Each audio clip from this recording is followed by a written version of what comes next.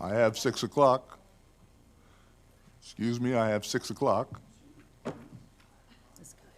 Councilwoman Bowers, I have 6 o'clock. Thank you. Yes, it is.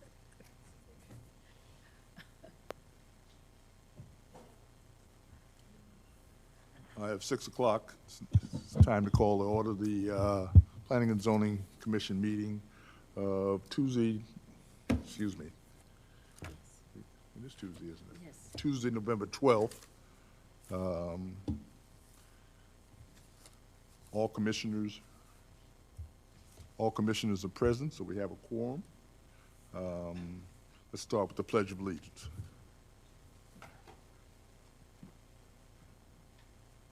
Allegiance to the flag of the United States of America and to the republic for which it stands, one nation, under God, indivisible, with liberty and justice for all.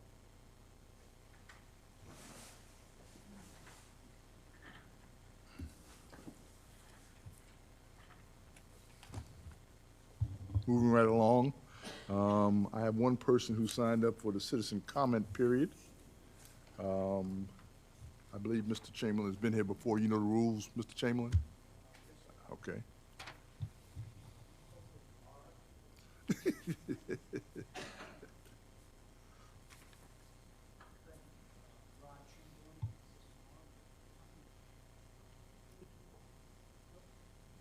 There we go. Thank you. Rod Chamberlain, 8807 Cherokee Path in Garden Ridge, Texas. I appreciate the opportunity to talk to you today. I'm here more to just raise an awareness level than anything else. It's not a concern, but is an interest, and it has to do with a lot of conversation around the Blackwell property at FM 2252 in Tonkawa Pass. As the Homeowners Association president, which represents 49 homeowners, we really don't know what is going on. And what I have left is a piece of paper with your city administrator that I can give to you with the points that we have interest on. We just want to know what is going to go in. We know it's been told it's an insurance building, but beyond that, we don't know how many parking spaces. We don't know how far from the front of the road, the back of the road, where's the ingress, egress, what kind of landscaping is coming in, the septic. We just don't know. And I think that's probably the biggest concern that I have as the president of the HOA is that we don't know. And yet we're talking about people coming in front of the planning and zoning and saying, hey, you guys got to approve this and move forward.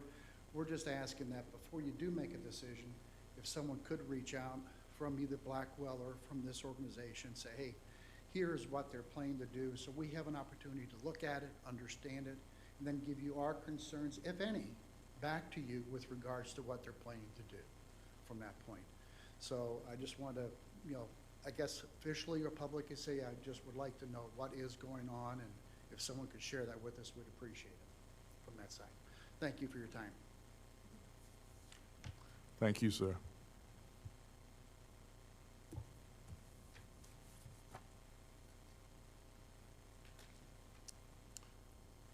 No one else has signed up for the citizen comment period. We'll move on into the business items. Business item 5A is approval of the minutes of the September 19th Planning and Zoning Commission meeting. I trust, although it's been a while, I trust everybody's had a chance to look at the minutes. Any questions or discussion of the minutes? Then I'll ask the question, can I get somebody to approve the minutes?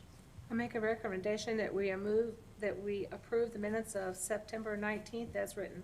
Second. I got a motion and a second for the approval of the minutes. All in favor? Aye. The minutes are approved. Moved on to business item B, discussion of reports and updates. Items applicable to the Planning and Zoning Commission meeting that were discussed at City Council. The only thing that I came away with was one of the things we asked about way back on September, I think it was 19th, was about the zoning map. We had some questions about the zoning map. And the city engineer spoke to the progress they're making with the zoning map, which will be the official zoning map of the city when they complete it. That's the only thing I can think of that came out of city council that I need to bring to the commission at this point in time. What am I missing, Ms. Kane? Reappointment of commissioners. All the commissioners were reappointed that we submitted to the city council. Any questions, discussion from the items brought forward from the city council? Okay, we can move then to business item 5B2, which is the main reason we're here this evening, is those of you who have not met, I'll have, and I always get your name wrong, is it Chase or Chance?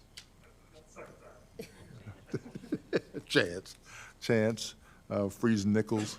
If you guys haven't met him, there he is. I know we've met in technical committee several times, and it's kind of behind the scenes. Some of it's behind the scenes where we're getting some things straightened out.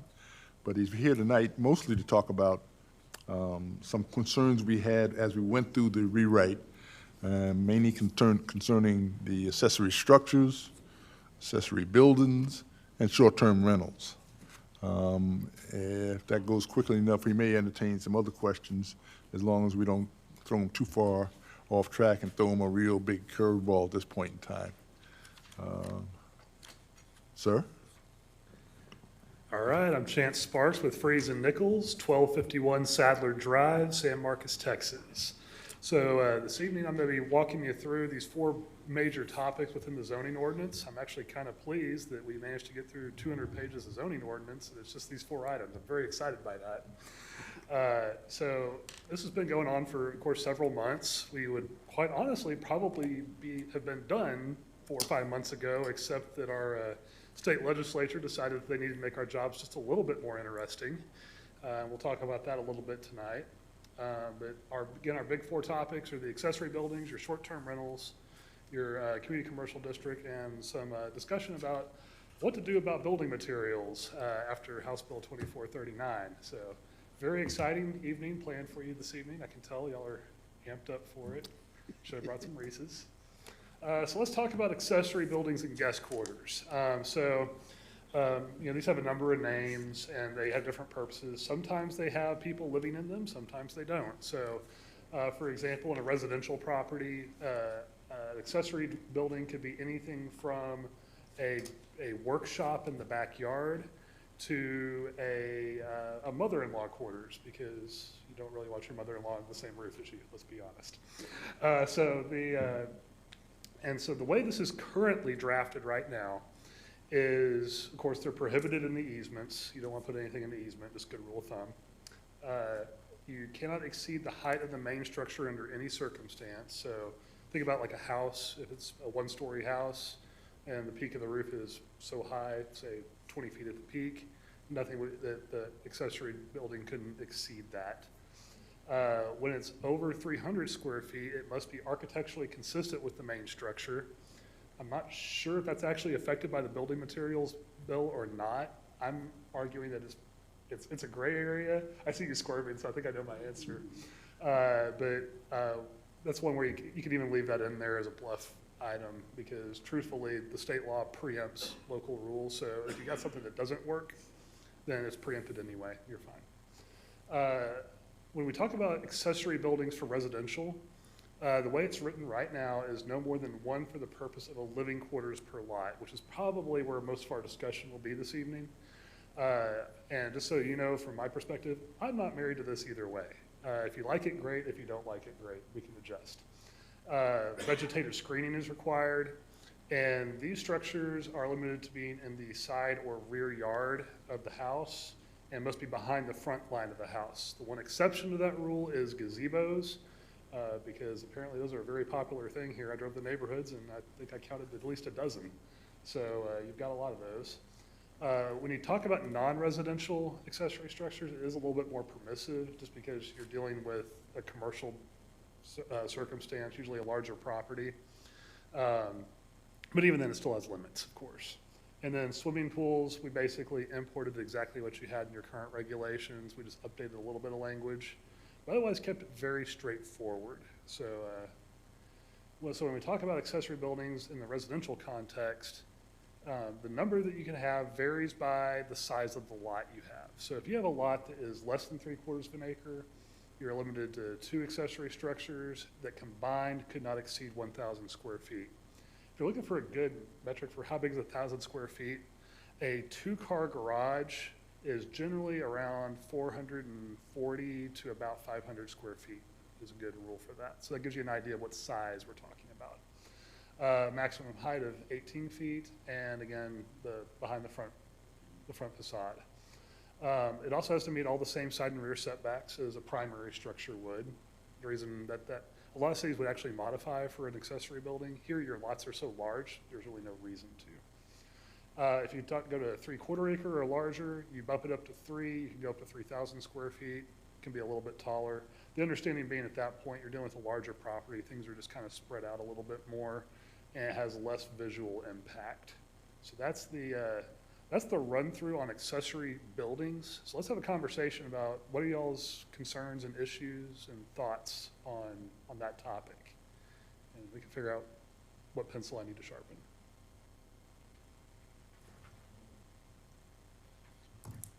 Is there any language as far as rental? You know, so whether you gotta keep it to family members or, you know, that kind of stuff, that somebody can go out and rent out like an apartment of the back, because in accessory buildings, unless it's written somewhere else, which it probably is, because everything takes, but in this one is just talking about the structure design itself, if I'm correct. Yeah, this is talking about structure design itself. We didn't, make sure I'm still on here. We did not draft in essentially basically a family member provision. That is something that can be added quite easily. It's really y'all's discretion, what you prefer. Did you plan to talk about that in the context of the accessory structure, or did you plan to talk about that in terms of the accessory, what'd you say? Quarters. Yeah, Sure. dwelling.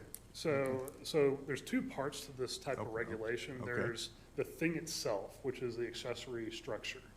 And so when you regulate that, you're regulating it and ignoring what's going on inside, unless it's a business. But otherwise, you're just ignoring it. You're looking at the bulk of it, the size, how it's placed.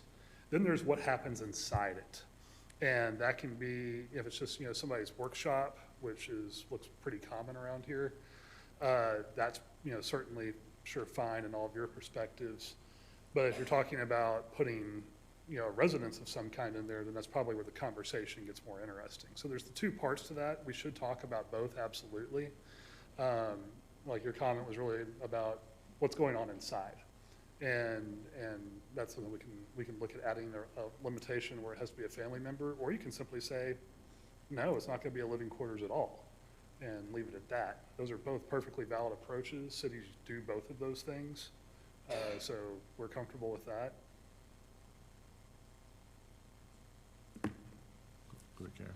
So the restrictions, if we put in a restriction for, because one of the things going in a different part of the ordinance was not to allow rentals, Right. okay? And with the new House bill, that is still okay? Yeah, you're talking about short-term rentals. Yes. My understanding is that is still okay. That's where I looked at the city Well- attorney to feel more confident in myself, but yes, that's still okay. But What you about also- long-term? But long-term is a different story. And that's where you have to be a lot more careful, because you're starting to talk about how you start getting into the world of like discrimination based on familial status, things like that. But you're dealing with an accessory structure, which is a completely different world.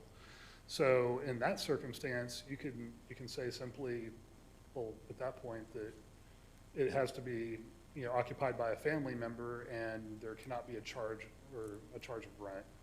Basically, that it's secondary to the primary use. Okay.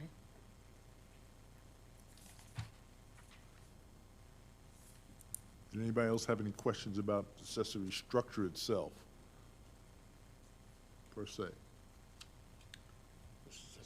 So I think that piece was, go ahead, Dave, I'm sorry. I know this is just everything coming out from my spectrum.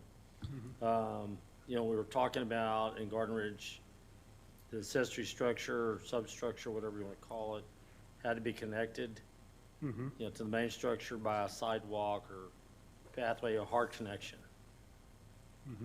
That doesn't, does that come into play in this, in 2.0, 6.04? We don't have that in there, but we can add it. Basically a pedestrian connection of some kind, like a. Right, because didn't we have that in the existing one, Nancy? That is currently in our existing ordinance, and that is, our ordinance does have a limit, currently does have a limit of number of structures, but because of the connection by the concrete from one structure to the next, it makes it part of the same structure. And I believe that the commission did not want to continue with that attachment of these So structures. you're talking about like a structural attachment, like a breezeway? or No, something it was like the that? sun, it just had to be concrete. Oh, okay. So I believe that we wanted, that the commission did not want to continue that. That each structure stood on its own. It would be an accessory building if it was not connected by concrete, which would make it a part of the main building. By detaching Right. it, it makes it an accessory building, right? Cor- It's just not listed here in his discussion. That's still part of our building codes that we have set forth. It's just not listed in his discussion. Right. Well, I mean, but did you put that into the new ordinance? or did That we is not take- in there, because that's a provision of building code that you're talking Right. about, where if you have something that is connected to the structure, a physical connection, usually it's a structural connection, not just a sidewalk. Like actually has to have a roof connection that is considered part of the same structure. This is just talking about the building as a building of accessory buildings only. It kind of Right. eliminates all that other discussion Right. about connecting it and, yeah. Right, because that's all contained in your building codes. So if you were looking at this, would it be an option to say that you Thank you. Would it be an option to say that you had one building, but it was 1,000 square feet? Would that be also satisfactory, as long as you wouldn't have to have two buildings, just as long as you don't exceed 2 or 1,000 square foot, right? Yes, that's correct. One of the things this brings into question is, I think currently our ordinance says every residence must have at least a two-car garage. So now, under these new rules, or with the current discussion, if you have a detached two-car garage, it automatically counts as an accessory building. But if you didn't, if it was incorporated into the main structure, it counts as just one structure, residential structure. So, well, could be a concern. Do you want a Well, that was negated. minimum of two-car garage? Do we want to still stick with the minimum of two-car garage? Is there any way that the verbiage in the ordinance, if it's a detached two-car garage, that it's part of the main structure? And it would not count as an accessory building? See, that's what the continuous concrete language allowed. But it's still, the way it's written today, in the current, not the new, Right, that's how you connect everything. right. And whether it's a two-car, three-car, or four-car garage is part of the main structure, I would be careful in saying that just a two-car garage, there's some limits there, because the new construction tends to go with a three-car garage. Right. No, it's a minimum two-car garage. You can have as many as you want. Car garage that goes in the house is not part of the accessory, I'd not like to go there, I'd like to leave whatever size garage that the house can we put language in that says a detached garage Well, that, is part of the primary residence? we'll see that's But what the say current, what the limited current to- language, you know, and I realize it's current, we're talking about future, potentially future language, but the fact that it could be connected by concrete, continuous concrete, made it a moot point, because it was Yeah. considered part of the main structure. Of course, that also brought into play the mother-in-law suites or pool houses and everything else like that. So if we just keep, for the purposes of the garage, however big it may be, minimum 2 cars, could be more, that we've said as long as it's attached by continuous concrete, it's considered part of the main structure, and then any other, if that's where we're going with this, any other accessory, any other building is considered an accessory building. So what I hear is if the garage is connected, it should be excluded from this. for That's the what we're purposes of getting that to. calculation. I mean, I think that's the Easy enough. consensus. Now, just another question I have, I think in our current ordinance, we discriminate between permanent structures and temporary structures, and permanent is usually defined as something that's on a foundation, a concrete foundation. Is there any consideration in your latest iteration in terms of accessory buildings? Is there any caveats that we need to be aware of? Temporary, or is an accessory building, whether it's a permanent structure or a temporary structure? Generally, in your development ordinances like this, like a zoning ordinance, it won't differentiate that. But I'm looking it up right now to see if we pulled that in or not.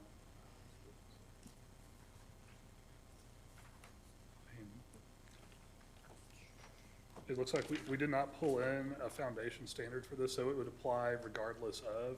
And really for the purposes of this, I'm not sure that it's, whether it's permanent or temporary is essential. You're looking at the overall thing, and are they under that threshold and everything like that? Like, you're probably thinking of like the tough shed or something that gets Right. dropped in, and it's, you know, basically put on concrete blocks and then winched down with hurricane straps or something like that. Yeah, we don't typically put that in a zoning ordinance. We can, but not typical. You might need to look at something like that, because items like greenhouses, gazebos, pool Playhouses. sheds, playhouses, landscape, there's a sundry of things that are seasonal out there that could be very temporary. You could have 5 of them. In fact, I'm thinking of a yard now that has about 5 of them that comes to mind.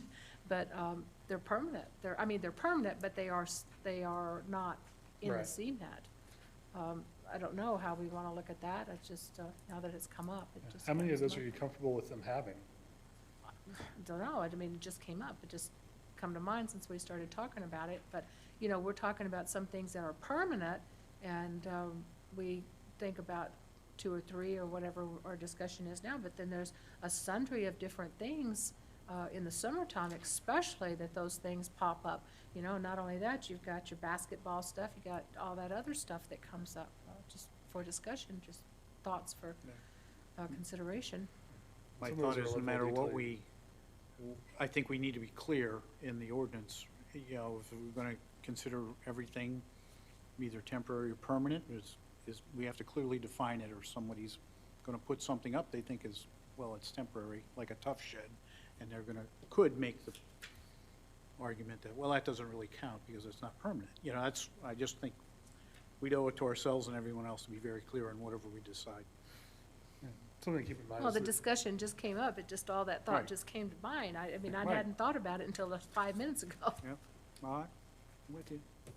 We may need to think about it for a while. I want to go back to the possible mother-in-law suites or whatever, or let's put it in-law suite. Yeah, Would we still be okay to say that no more than 1 accessory structure can be placed on the property for the purposes of living quarters? We're okay still saying that? yeah, you can still say that, yeah. Okay, because I don't know, and whether or not they're connected, because if we don't change that, you could have living quarters here and a living quarters there, you know, and have a compound pretty soon. Right. And it's still considered one. But I think a lot of that would be narrowed down by the size of the lot, you know, and still come into a total of, say, 3,000 square feet. And if you go in that direction, then, you know, you can't have a detached garage, or you could, that's the other third structure, you know. But I think we should keep that in our ordinances. If you want an in-law building, then you should be limited to one. And that's kind of in our, You're saying one in addition to the main residence? yeah, Okay, right. That would apply. Has nothing to do with the main residence. It's an accessory building. right. In-law or maid quarters or anything, you Yeah. call Right, that all the right. same. Right, That would apply regardless of whether it was actually attached to the house or not. right. Accessory. Well, I don't know. If it's attached, then it becomes part of this, unless we Part of the change main that in structure. our Right. new ordinance. Right. So Yeah. you could have an in-law quarters attached to the house, and then a maid's quarter detached, and that would be the accessory building, would be the maid's quarters. If we do not change that they must be connected to count as one. Yep. You can take out that, you can change and not require buildings to be connected to each other to make them as one. And that's, if you want to control the number of outbuildings, or not outbuildings, but accessory buildings, then you probably want to get rid of the connecting by concrete. I mean, To it's make it, to nothing make to it not, say, in other words, not to make it part of the same right. primary residence. Right. You can still let people put a walkway in, a concrete walkway. But just because that's there doesn't mean it's part of it. I would recommend perhaps the only thing you can tie to the residence is that detached garage. Because right now, understand is, we have a limit of 1,000 square feet for a accessory building, and the only way you can get it larger than that 1,000 square feet is to attach it with concrete. No, it's 3,000 That's- square No, feet. any No. kind of, 3,000 currently, square feet. anything you attach by concrete to the main structure becomes part of the main structure Currently. That's not what I read in in the current zoning 13, ordinance. yes, that's not what I read here. That's about, you know, But there are structures here that are not tied in, that are bigger than, that are Okay. whatever the maximum is okay. in the ordinance. And for one thing, we don't have anything less than 3/4 acres, Right. so that doesn't apply, so that first column doesn't apply. You have the potential under this ordinance to have something less than 3/4 of an acre. That's what we want to future-proof you. We have Yeah. the Yes, we did, yeah. Got it. Garden Home District. The other, I think in our current ordinance, don't we make a distinction regarding properties that are over 10 acres? I think that they can have, that would be like a ranch property. They could have all kinds of buildings currently. It depends on how it's zoned. Okay, well, If assuming. it's 10 acres, or if it's zoned residential, Probably, right now, it'd probably be zoned residential agricultural. most of them would be, Right. yes. So. You may have one or two that are, Right, but this proposal talks about anything over 3/4 of an acre. That's anything. I still think we need a distinction for anything over 10 acres for the folks with the agricultural exemptions or things like that, because they're in a whole different ballgame than the typical resident. So, however we want to, either just keep it the way it is in the current ordinance, or, but, I mean, we do have a farmer, we have some ranchers on Back Cave Road, and they're ranches. And I think it would be an undue hardship to put them under the same building number and types of construction. I mean, you're not gonna have a brick barn.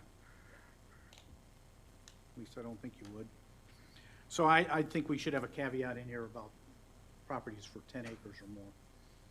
So add one more column on here for Right. larger Right. land, yeah. So the second column would be 3/4 of an acre up till 10 acres, and then anything over above 10 acres Yeah. is pretty much out there. So where are you thinking the 3/4 acre would, 3/4 acre itself would be in the last column right now? The 3/4 acre, and then the next, the third column There'd would be a third column that would say anything over 10 acres Right. or more. Well, he's got 3/4 and, so you're saying And lot, larger, that's everything over 3/4 of an acre right now. That means 10 acres or more. So there'd be three columns, one less than 3/4 of an acre, One- second column, 3/4 acre up until to 10 acres, and yeah, third, okay. 10 acres and above. Yeah, easy to do. That gives a lot of, Going back to the garage conversation, because you did mention that all your current lots are over 3,000, or over 3/4 of an acre. At 3,000 square feet, that's pretty large, but that would include, that could potentially include a garage. So it may not be necessary to exclude garages from that number. That's where I was going with that Okay. conversation, that's why I was asking where he was putting the Yeah. 3/4 acre, because if he was in the 3,000 column, Right. okay. My favorite is 3/4 is an acre. Right. But then if that person decided they wanted a work shed or something like that, it still limits them to the size, because it's 3,000 square feet for all, maximum floor area of all Right. accessory Right. buildings. Right. So, they need to You can keep in have- mind Right. what they might want to grow to if, Still a lot. well, it is, it's like It's a another lot. residence. It's not very limiting, if you add another column.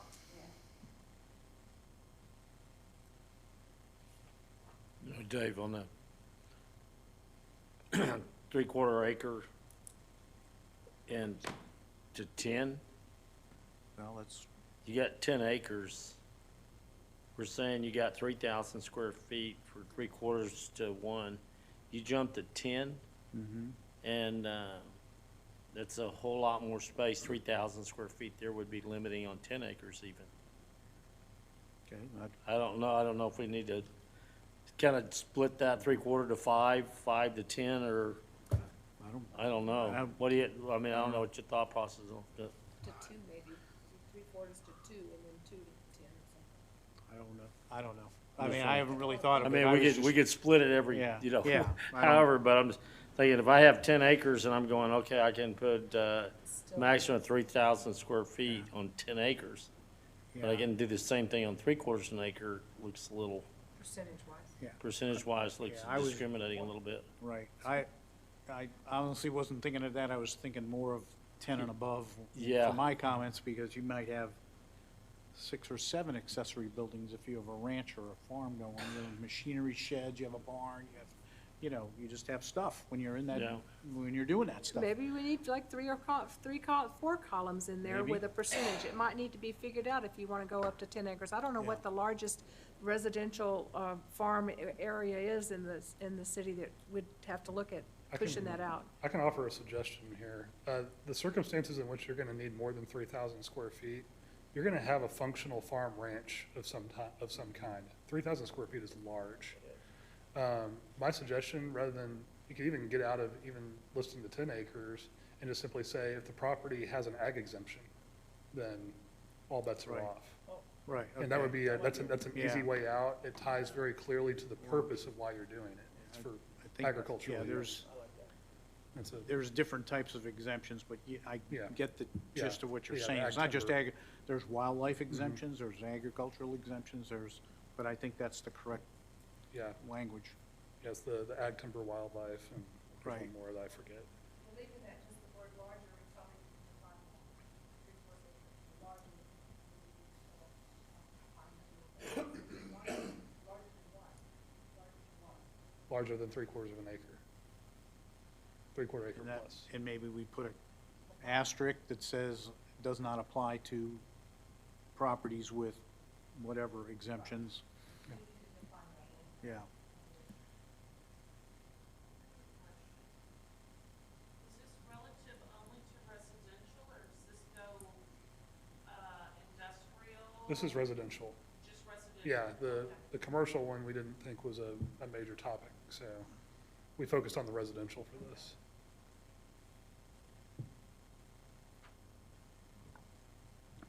Anything else? All right, so I can summarize what I heard. I heard looking at family restriction on living quarters. It sounds like we've actually resolved the garage issue because it's 3,000 square feet there, so we've got plenty to work with.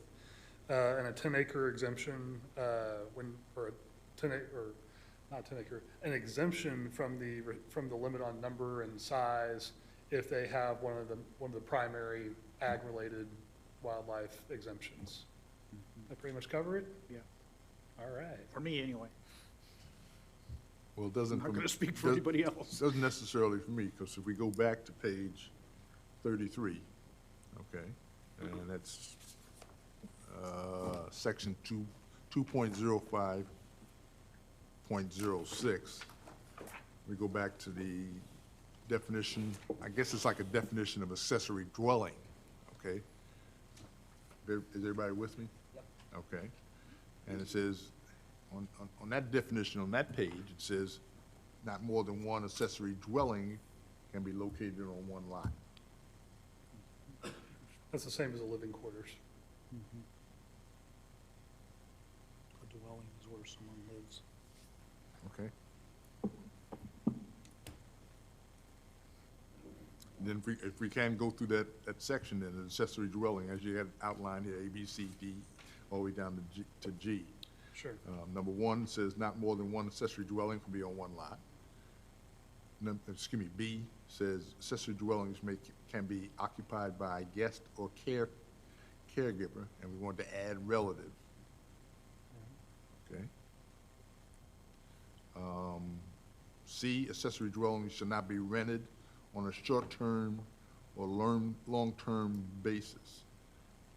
That gets us, that segues into the short-term rental thing. Okay, so why don't we skip over that, because we can discuss that separately.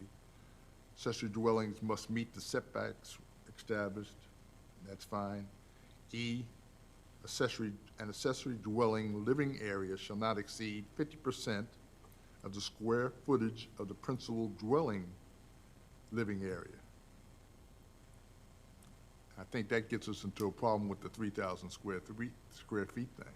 Well, you have to remember that you have other things that can be in those accessory structures. So you could have a, I don't know, 1,000 square foot accessory dwelling that is the maid's quarters or whatever. So you could have that.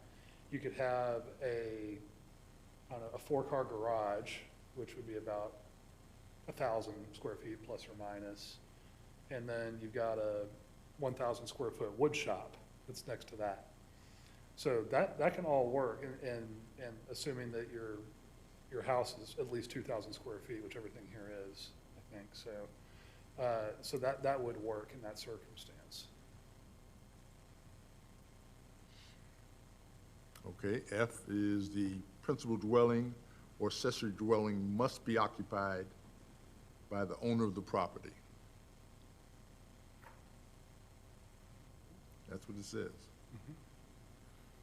Am I right? Am I reading it right? That's what Yeah. it says, isn't it? I'm Want me reading it to right. walk you through a circumstance that's describing? Okay, please. So the circumstance that I was describing is a situation where maybe it's the parents that own the property and they lived there for 30 years. And now they're to the point where they need assistance on site. They have their kid, a son or a daughter, they're married and they've got 3 kids, sort of thing.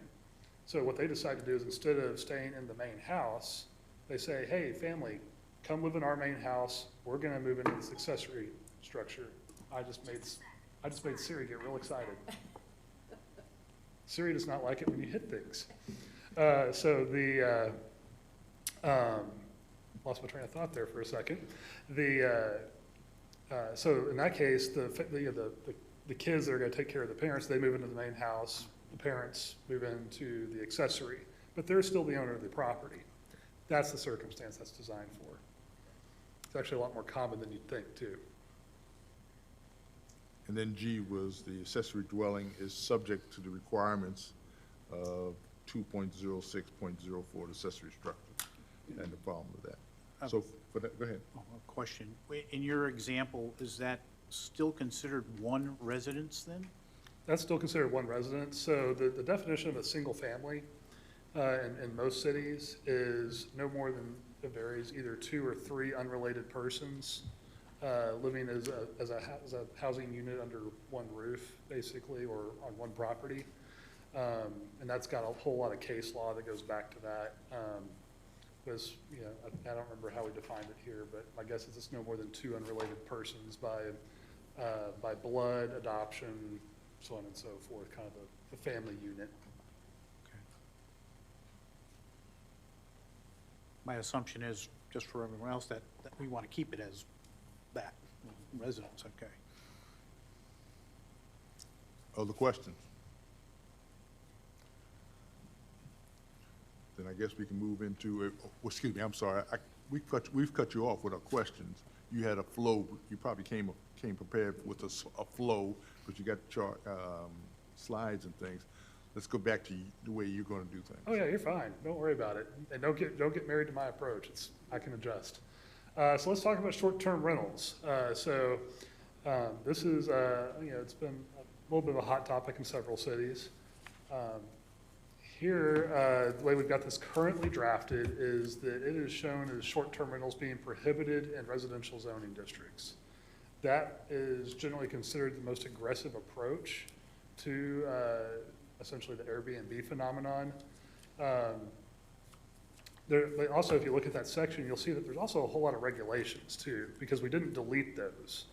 The thought being that you could conceivably have somebody that has a commercially zoned property and wants to operate as an Airbnb. Essentially, they would be functioning like small lodging or something like that. Not real likely, but it could. But also I wanted you to see how, if you wanted to allow it and regulate it, what that approach would look like. So cities are varying based on their approach. I think New Braunfels is the one that has the active court case where they did a full prohibition. Is that right? I think it's New Braunfels. Well, I know definitively the city of Garland is still pending. Yeah. And they did the full prohibition. Yeah, and there's a lot of debate about what's gonna happen on those. I'm pretty comfortable with prohibiting them in residential districts, and my basis for it is how hotel occupancy tax is assessed. So hotel occupancy tax, you know, when you go and you stay at a hotel, if you're staying there for under 30 days, you'll see a charge on your bill and it says local and state hotel occupancy tax, yada, yada. If you're booked there for more than a month, then you don't pay that tax anymore. So to me, and the basis of that is that they consider that you're living there at that point, and it's no longer a hotel, it's a living space. So that's my basis for saying it's okay to prohibit it in residential, because you don't allow for a hotel in residential, therefore you wouldn't allow less than 30-day. That's also a really common provision that you would see in deed restrictions. A lot of deed restrictions will have at least a 1 month requirement for any lease. And a lot of times it's even longer than that. You'll usually see, 30, 60, or 90 days for that number. So you really got a couple of options here. You can choose to just roll with a prohibition. Odds are you're not going to have a whole lot of contact about it. Y'all basically been operating in this manner already, just by interpretation of your current zoning ordinance. And, well, nobody sued you yet. So, and if you're not getting sued, that means it's okay, right? I'm just playing with you now at this point. However, I will say this, I know, Chance, that you had given us some, earlier on, you'd given us some different options of how to potentially include short-term rental without including it in the true residential section, and I think that's probably the best way to approach it. And basically that's the approach where you just regulate it heavily. You require registrations, you require them to pay hotel occupancy tax, you require them to meet certain parameters. They have to have, means of exit and things like that all identified. They have to register. They have to provide certain, rules of play for the house. There's language that you can put in to prevent the house party phenomenon. Not likely here. That's been a problem in San Marcos, College Town. So there's a few ways to approach it, really. I don't see a lot of pressure in Garden Ridge for Airbnbs. I know that you've gotten some calls, but you say no, and then they generally go away. So it sounds like it's not a major issue, but you want to make sure that you're set up. Could we legally make it even more restrictive and say, instead of 30 days, 180 days, or something more than 30 days? If you go more than 30 days, you're probably at risk of having a conversation about the Fair Housing Act that you probably don't want to have. So it's either do registration for 30 days and have a list of items that need to be cleared during registration, or this second option would be prohibition, right? Is that what? Yeah, your options are basically prohibit, regulate, where basically you're allowed to do it, but, and you wouldn't have like a 30-day thing involved with that really at all. It's just, you know, you're doing a short-term rental, you have to register it, so on and so forth. Or just do nothing and wait for an issue to come up. All three perfectly valid approaches, So quite honestly. We could prohibit it and not get into any discussion about fair housing then. Because the issue you get into with, like when you start talking about like fair housing issues, is you start interfering with the ability for somebody just plain rent a house. And if you're restricting to where you can't rent a house, if you rent a house, it has to be for more than, you know, like you're trying to say, you know, I think you said 180 days. Right. That's gonna cause you some problems. If it's a 30-day, even that's a little, and that's where a lot of these lawsuits are circulating with short-term rentals, is that question. I would try to avoid getting into discussing like a more traditional rental type format. That's where it gets worrisome.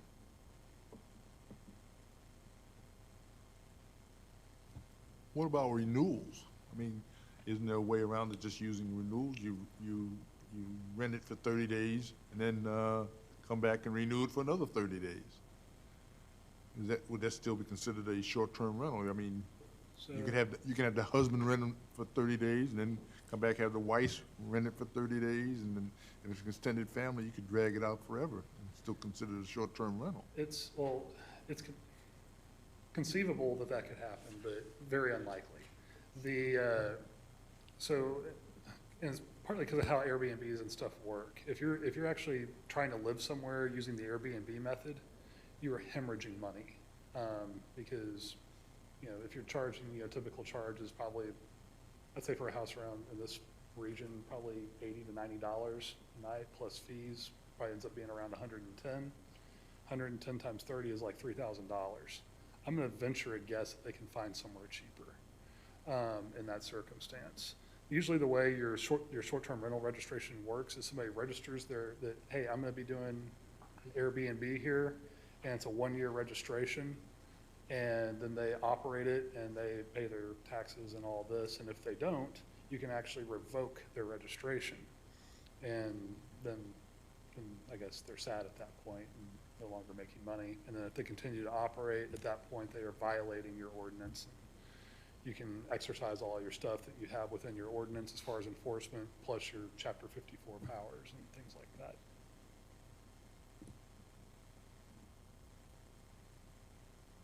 It's really up to y'all. So what we could say, we could continue to keep short-term rental within residential districts is prohibited.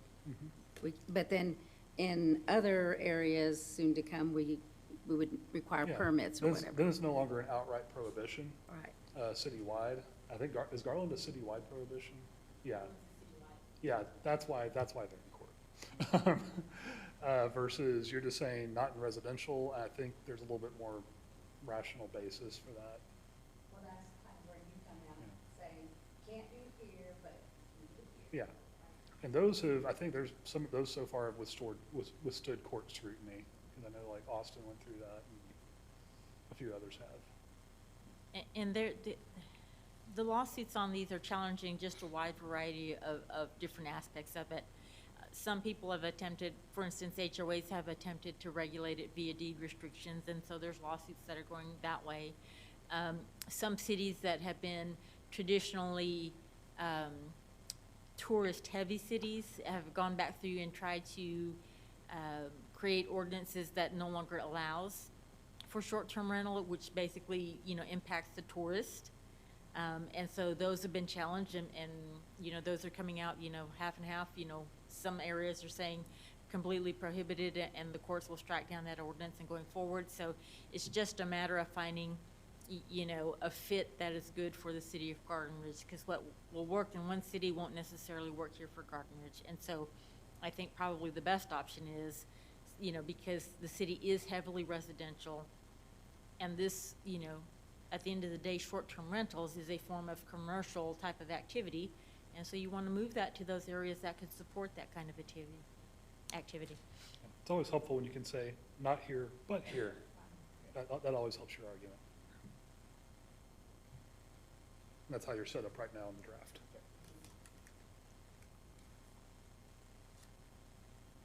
Any other discussion? All right, sounds like we're pretty okay there then. Yes. All right. The third item we had was a discussion about the community commercial district, and our understanding is just trying to get a grasp on what does this mean, what does it feel like? And what I tried to do is I tried to find at least a couple of pictures that look like things that would scale to about what we would consider a community commercial. When we talk about community commercial here versus in some other cities, they're different things. And that's because of how Garden Ridge is situated. While y'all might perceive that 3009 and 2252 have a lot of traffic, in the great scheme of things, they don't. And so that will affect the types of businesses that locate there. For example, you're not going to see a Walmart drop from the sky at the corner of 2252 and 3009. Now, a CVS, yeah, I can make a case for a CVS there probably. So that's kind of what's going on with this. So your community commercial district, this is the artist formerly known as your B1 district in your old or your current zoning ordinance. We are only thinking this is going to be used on that 2252 corridor, and that'll be primarily on the south side of the corridor. That's mainly because there's a second district called neighborhood commercial that's a little bit less intense, that's a little bit more compatible with being up against a neighborhood, hence the clever name neighborhood commercial. What this is designed, the community commercial is designed to do is it provides kind of your core commercial stuff in Garden Ridge. What you would typically see is your smaller mixed-use commercial centers. A good example, because I like to give people places to go on field trips, Green Lake Village in Green is a good example of a community commercial type of place that I think you would see here. That's like where there's a restaurant there called Green Door. There's a good wine place there, a couple other things there. And it's kind of like this nice setup. Feels like something that if I was going to build something, a community commercial thing in Garden Ridge, I think that's what I would build. This type of zoning is not permitted along residential streets or collectors unless it's an intersection with an arterial, which is pretty typical. But again, you're really only talking about the south side of that 2252 corridor. One of the things we try to do is make sure that your zoning districts provide really effective transitions, because that's your best way to deal with compatibility is not through a set of weird development standards, but by just simply having logical transitions and intensity. That's kind of the explanation on community commercial. Really exciting.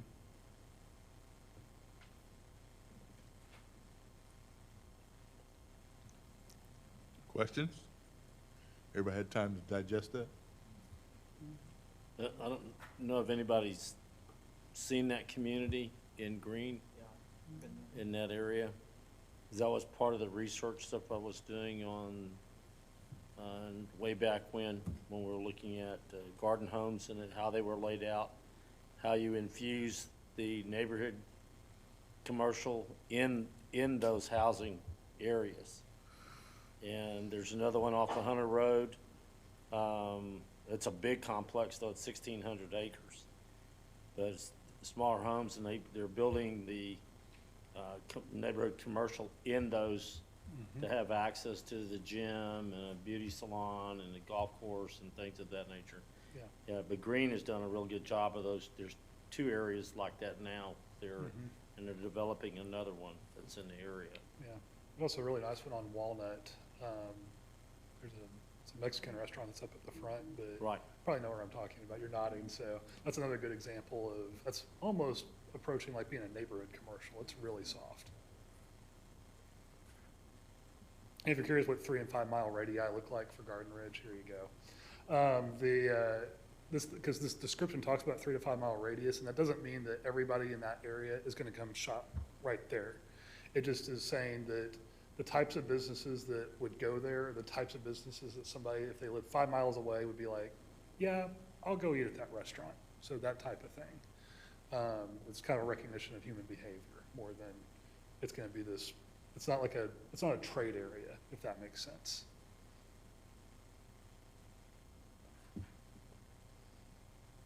Also, you have a lot of quarries, just an observation.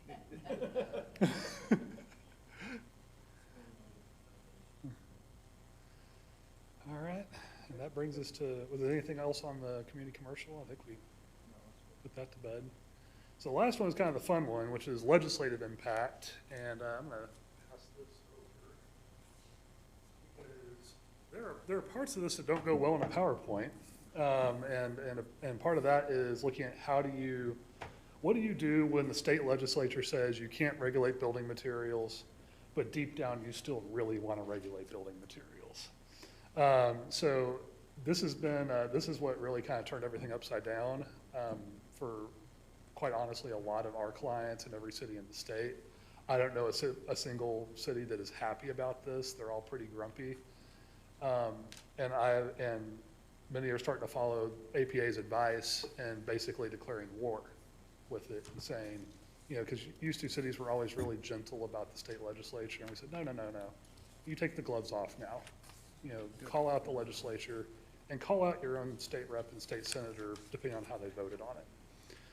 And cities have started doing that, and it's leading to some very interesting and colorful conversations that make me very happy as a planner. So to introduce you to what this bill does. So cities cannot adopt regulations that directly or indirectly, which is important, limit the use of a building product or material on a building that is allowed in the national model codes. Basically, it's saying every city adopts some form of the International Code Council codes. Y'all are no different. And that establishes a variety of building materials that are considered acceptable. And if that's listed there, that means it's going to be okay in your city. I get a great deal of entertainment out of this bill because ICC stands for International Code Council. And I recall that about 4 years ago, everybody was really convinced that a military exercise in Bastrop called Jade Helm was actually an international conspiracy to overthrow the government. And people were very worried about that to the point that the governor activated the Texas National Guard and all that. Yet here we are 4 years later, and we're passing a piece of legislation that quite literally says an international thing is going to tell Texas what to do. I think that's funny. Maybe nobody else does. There are exemptions to this bill, and looking at them, none of them appear to apply to Garden Ridge. So y'all are along for this ride regardless. So that means we have a fun problem to solve. So just so you know how this bill came to be, so you had cities that were requiring 100% brick and stone everywhere, no exceptions, not even a way to grant relief. The lobbyists that were pushing for this bill were telling the legislators that the masonry industry is trying to get a monopoly on exterior building materials. Their argument was that the Acme Brick Company, which I feel like I'm talking about Looney Tunes, but the Acme Brick Company actually controls virtually the entirety of the masonry industry. Just for fun, I'm going to go back to a picture. So those big blobs that are all around you are each independently owned and operated quarries, right? Where they cut big chunks of limestone, right? So just within your 5 mile area, you've got looks like 3 or 4 quarries, each cutting stone, each owned by different people. That doesn't look like a monopoly to me, and we're just talking about a small Texas town northeast of San Antonio. So we did not get any traction on that argument. What we also found is that the sponsors of the bills were not knowledgeable about the building codes. That's why you saw the flurry of amendments onto that bill. A good rule of thumb with the state legislature is if you see a bill getting a lot of amendments, it's a bad bill. It's either, and I usually say it's a fundamentally broken bill. They usually don't pass, usually. The good news is certain regulations are unaffected. What we call articulation standards, which is where you require like a commercial building to have bump outs and interesting roof forms and things like that. That's okay. Roof pitch, okay. Requiring screening for mechanical equipment, also okay. And you can even still require architectural features. Our argument is that when it says aesthetic treatments, that is so overly broad and vague that I'm kind of like, I kind of dare somebody to try to sue a city over that. I don't think they're going to win. Garage placement, sign regulations are not affected. Lighting regulations, as long as you're referencing them correctly, what we've been pushing people towards is reference them as a nuisance issue. And then also reference that you're trying to pursue the International Dark Sky certification. Because in order to get that certification, you have to have an ordinance. And according to this, you can only have the ordinance if you are getting that certification. Well, it's a circular thing, so this seems logical and defensible. And screening walls. So a screening wall is not a building. The big thing to take away from this bill is it keeps saying building over and over. So anything that's not a building, you can still work with. Big masonry mailbox, still okay. And then landscape standards, thankfully. And so what that means is there's another part of your draft zoning ordinance that is really largely untouched by this. We were worried initially, we're not so worried now. So what do you do about this bill? So I'm going to tell you one thing to do that I think is useful that has nothing to do with this ordinance. And that is making sure your HOAs are organized and understand how to contact them. And shift to a process where when you're issuing a building permit, you notify the HOA. Because guess whose masonry standards were not affected by this bill? Deed restrictions. For some reason, the least democratic thing in our state still has the most power. Go team. So so talk to your HOAs about it, and we also recommend disclosing to somebody picking up an application, hey, this is our approval, we have to approve this. If you haven't had a conversation with the HOA about their architectural standards, that's on you. Good luck. That's how some folks are approaching that. As far as what we do about your code, though, we've looked at a lot of different ways, and what virtually every consultant in Texas now is settling on is if you want to regulate it, you got to incentivize it. Y'all have certain advantages because of the way your current zoning ordinance is structured. It has very restrictive impervious cover and a number of other things kind of like that are difficult to work with. That means that you can use those now as a tool for incentivizing. We had originally planned to actually adjust all those standards and make them more in line with what we see in lots of other places. Now we're not doing that. Now we're thinking, no, we're going to kind of leave it largely like it was and then create a system of points that could be awarded. Included within that would be building materials. The idea being that your goal really here is to get to high quality development. That's the name of the game. I will tell you that I have seen some atrociously ugly masonry buildings. So building materials is not the path to that solution anyway. So we think we might actually get you to a better circumstance. That's our goal. So things that we think that would be good incentives is allowing for landscape reductions. That's mainly going to be on commercial. Increased impervious cover, again, mainly commercial. Height bonuses, that's mainly a commercial thing. And density bonuses. Density starts where you start looking at residential. From watching kind of how the city here is built out, you may get some people that are trying to not do all masonry on their houses, but I think it's going to be the exception rather than the rule. And when you get it, and when you do have that occur, it's probably gonna be cases where they're using accents and things like that. That's what's the most likely outcome. So that might be how to approach that. The big thing is to make sure that however you set up the scoring system, that a project can be reasonably accomplished without the use of the building materials points. That's what will keep you out of the courthouse, we think. And everything in this is going to be caveated with "we think," because there is no case law on this. We are flying a little bit blind and just relying on, you know, Cynthia having a fully functional brain, me having a fully functional brain, and hoping for the best. And this is not unique to Garden Ridge. Every city is having to do this, and every city's under the same parameters of trying to figure out what will keep us out of the courthouse, what will get us to the courthouse, because this is new and uncharted territory. So every city that's got a zoning ordinance is trying to figure out a way to try to retain some form of control.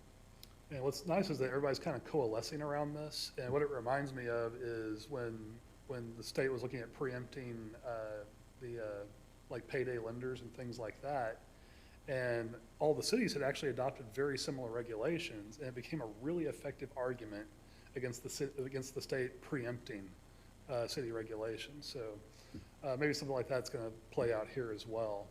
One of the things that I emphasize with this is to somehow memorialize in a recorded document of some kind however this point system is being done for a particular project, because you want to document that it's a voluntary program and that the developer said, yeah, I'm volunteering to do this, because if they're volunteering, it means they're not being regulated by definition. So yeah, good, she's still nodding, excellent. So basically this was what we had put together in your zoning ordinance. We had adjusted a lot of your impervious covers, things like that. We'll be revising this back to be very similar to what you have now. Your impervious cover restrictions were typically about 30 to 35% in most zoning districts. So we'll probably shift back towards that. In some cases, I may not go all the way back to that, but get pretty close. And then build a point system of some kind that we think works. And that'll be something where we'll get to bring that back to you and say, here's what we think this looks like. So this is going to involve impervious cover. We had originally planned to bump up some of your density with like the patio homes. Don't think we need to do that anymore. Let's make that an incentive. We had bumped up maximum heights. Don't think we need to do that. Let's make that an incentive. And then it's an opportunity to start plugging in other design elements. And this was probably the greater effort, was figuring out how do you define good design in Garden Ridge. What would mean that's a nice looking development. And that's the little sheet I passed out kind of walks you through kind of the way we got to where we did on it. So what we see here is like what we call hill country vernacular, which sounds like this big fuzzy term. I think we can probably define it with a little effort. Preserving natural topography seems to be a high value here. If somebody can hide the parking, all the better. Stormwater management, best management practices. This is your low impact development. This is using rain gardens and vegetative filter strips and things like that, rather than what I've always affectionately called the Austin sandbox method of stormwater filtration. And promotion of local ecology. One of the themes that we see emerge over and over here is a lot of interest in your biodiversity and things like that. And there's good programs to lean on, to reference. The state of Texas Parks and Wildlife has the Texas Wildscape program. So you can use that as a tool. There's the Monarch Way Station program. So there's a lot of things like that where you can say, if you're checking these boxes, you're scoring points on this. And I think you'll actually end up with development that looks a lot better. Otherwise you might have just gotten a big rock box, which is fine, I guess, but I think I'll deserve better. Also talked about adjusting setbacks, where the setbacks are higher, but if they can get reduced if you've got a really nice looking project. Because if it's a nice looking project, you probably don't mind if it's closer to the road. You want to look at it. Increasing landscaping so you can decrease it later if needed. And some of those types of issues. So that basically is where we're looking at on the building materials. I'd love to get feedback from y'all, and it doesn't have to be necessarily feedback on, I think you should do this exact thing. It's to get feedback on what to you is gonna mean high-quality development, so we can try to craft something for it. Because I don't live here, so I can't define it for you very well.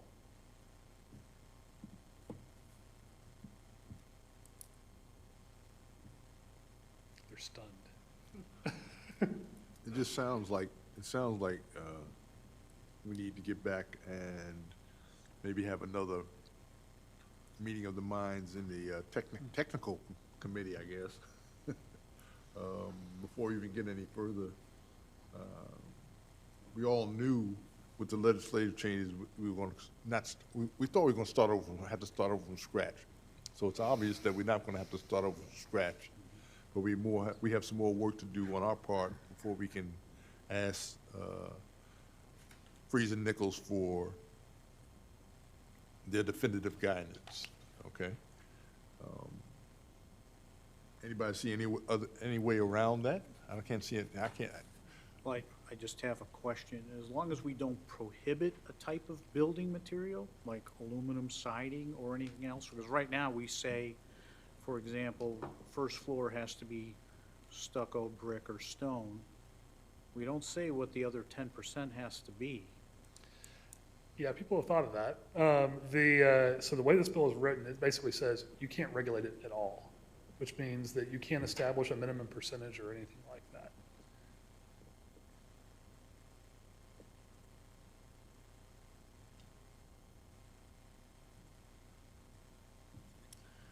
Looks like we're back to the drawing board in terms of the technical committee. We don't have as much work to do as I thought we were going to have to do. Let's put it that way.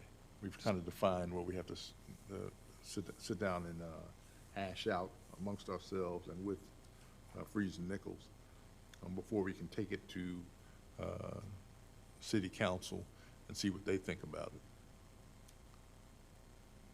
Anybody else have any questions? None? Thank you, sir. All right. All right, appreciate it, y'all. Yeah, it comes down to us now taking what they have suggested in those bonuses or, points, and going back and re-looking at our new, and see where we can adjust that to where then things can be allowed back up to maybe what we had said here. We need to reduce it and work back that way. I mean, because just looking at this, how could we possibly, give you some input if we're sitting here going, oh my gosh, we need to go back and revisit what we have in our current rewrite as to what we may end up with, for you.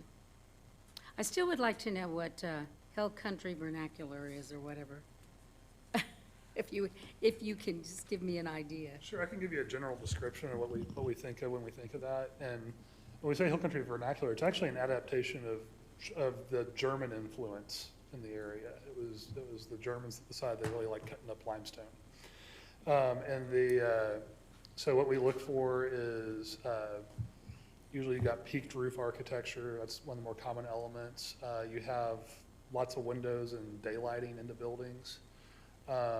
Masonry is an element of that, so that's why the building materials thing would show up in there, but it'd be a piece of the pie, more or less. It's looking at how front entries are arranged. They're always usually arranged directly facing the street. They're not hidden. Mm-hmm. A few things like that. That's what we generally look towards. Almost like the Hill Country, large framework around the windows, kind of rock and boulder stuff, that type of construction. German. Kind of like what we have now. Yes, exactly. Yes, kind of New Braunfels and Bandera or Bernie type construction. Yes, exactly what we have now. So basically what we're doing is building in bargaining chips Yes. into the ordinance. So we have to take what we have, we can back build what was there originally and build in bargaining chips. Other than that, we have no control over that ordinance at this time. That's largely correct, yes. Yeah, I mean, it's as simple as that. Okay, we'll give you 10 feet of frontage, you know, if you do this.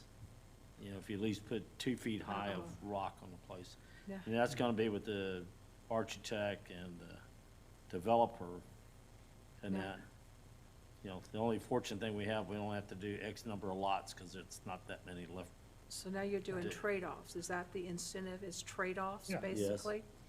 And that's gonna be per design. Everyone you're gonna have to be bargaining with, every single structure.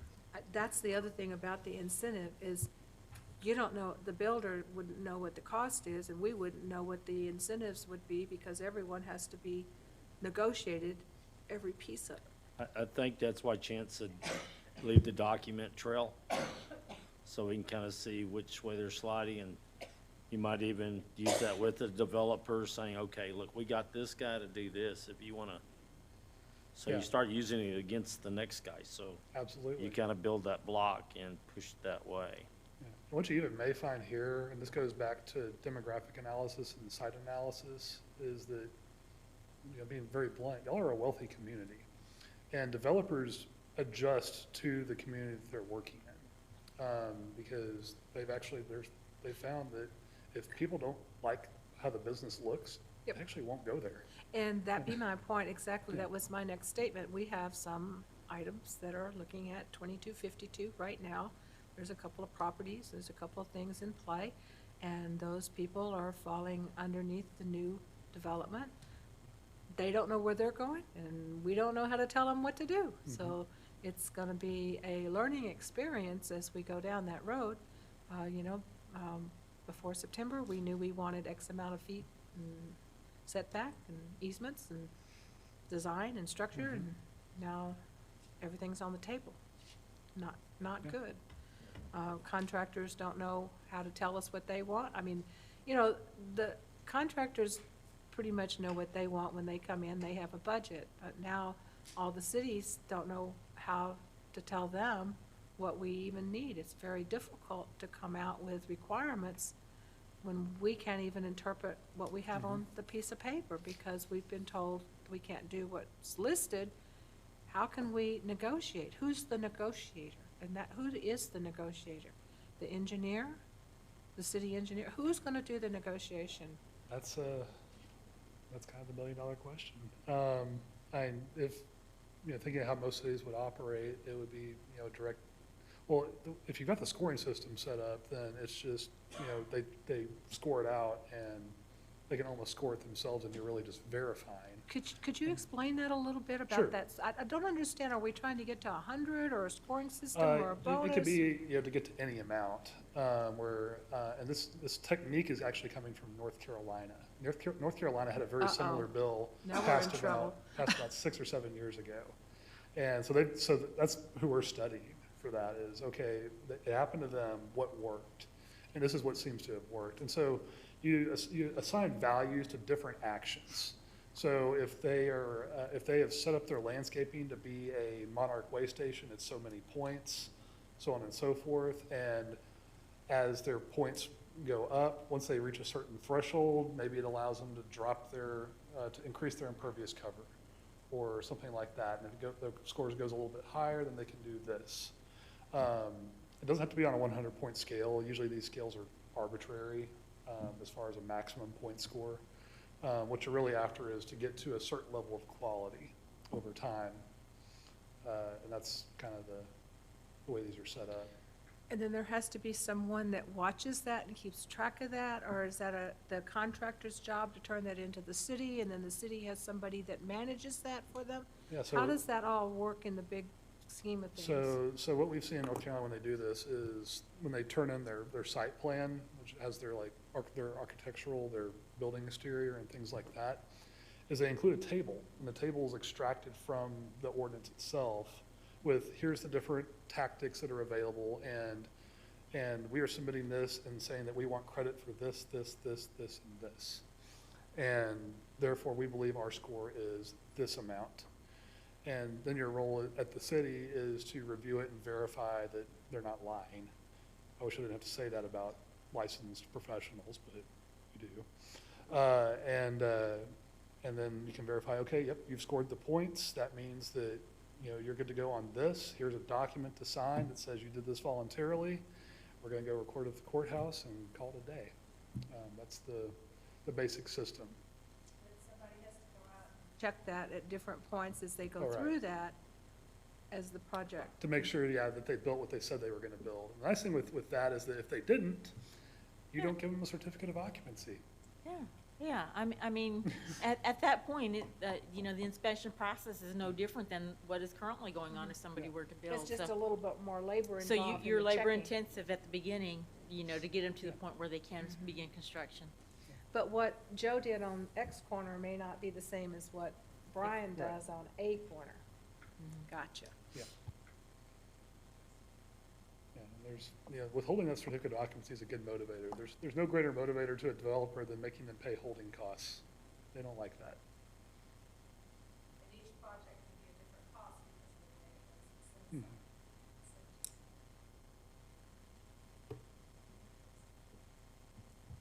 I don't want to be presumptuous, but I think what the commission's going to want us to do. Somebody stop me when I start lying. I think the commission wants us to do is go back to the technical committee to review, that's myself and Karen, plus the city administrator and Chance, and Councilwoman Bowers was there, and the attorney, I believe, wasn't it? That was it.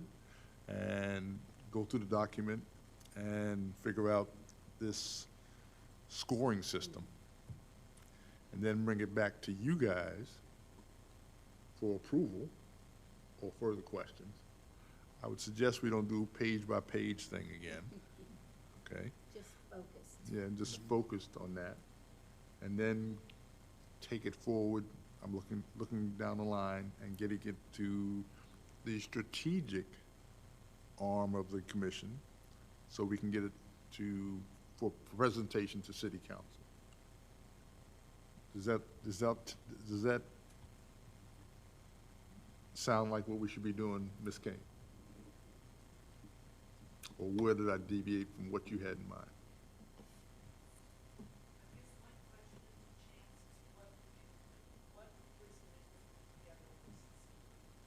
So, probably what we do if we're doing the technical committee meeting is, we would extract just the parts of the ordinance that are gonna be relevant to that discussion, probably 5 or 6 pages, and actually develop out, here's what we think is a workable point system. And then bring it to you, the technical committee, and bring it with some examples where we kind of test fly projects through it, This project decided they wanted to do this, this, and this. It scored this amount, and therefore they were able to do this. Are you okay with that? All right, great. And I think that would probably be what the process would look like. And once we get that honed, then we just plug it into the overall ordinance and hand it back to y'all, and that should be good to go at that point. Do any of my colleagues have any questions with that plan? I was with you up until you said, then we presented to the strategic committee, but what does the strategic committee, I don't think we need them. I think after we figure it all out, then, and we say, yes, this is good to go, then it goes to council. Okay.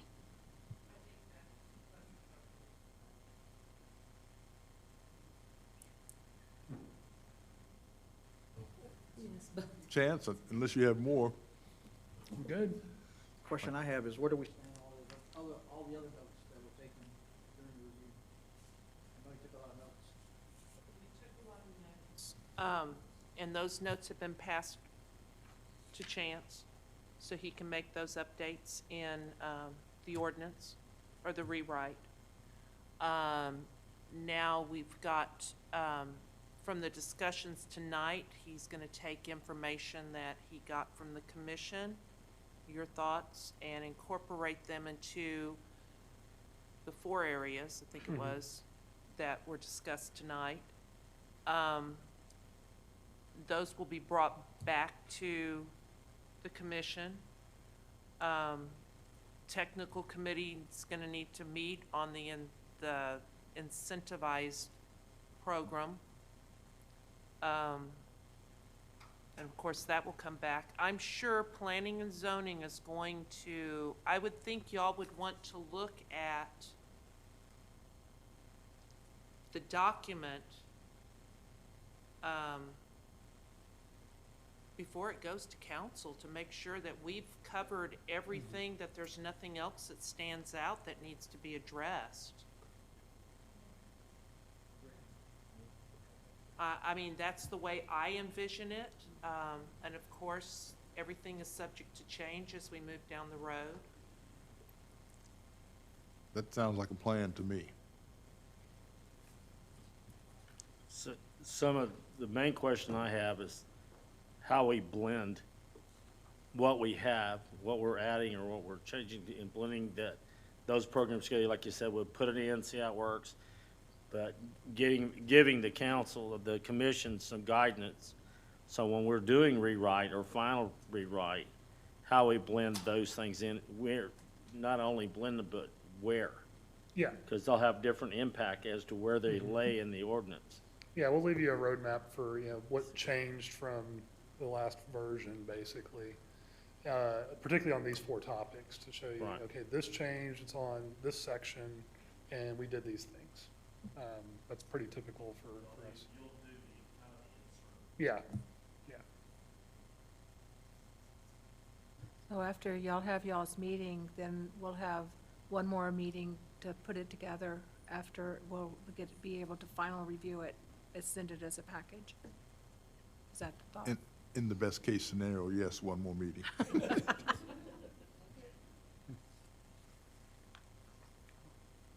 Chance, thank you. Thank you very much.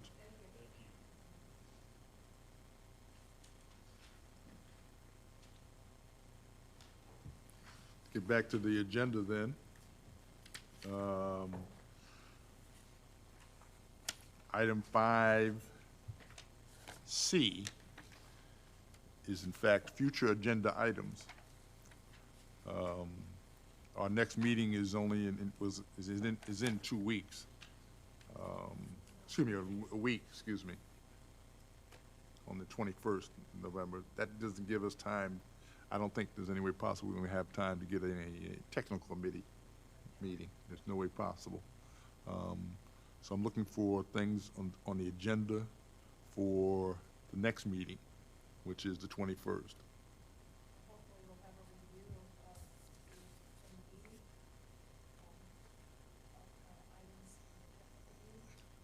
items. Know what I'm saying? Not, oh, no, not December. This is,